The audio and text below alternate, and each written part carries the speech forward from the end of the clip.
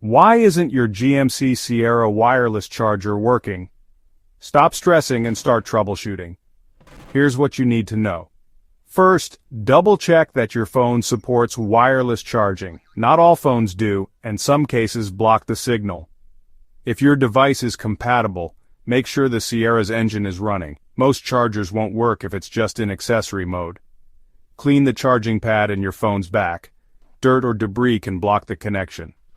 Next, try repositioning your phone on the pad. The phone's charging coil must line up with the truck's pad. Still no luck? Restart your phone and turn the Sierra off and back on. Sometimes a simple reset solves the issue.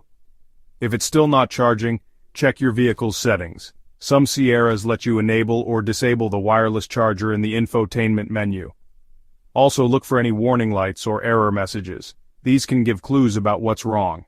If everything seems right but it's still not working, your charger may be faulty or need a software update. Visit your local GMC dealer for help. They can diagnose hardware issues or update the system. Quick recap. Check phone compatibility, clean the pad, align your device, restart both, and check settings. If all else fails, see your dealer. Don't let a dead wireless charger slow you down. Get back on the road fully powered.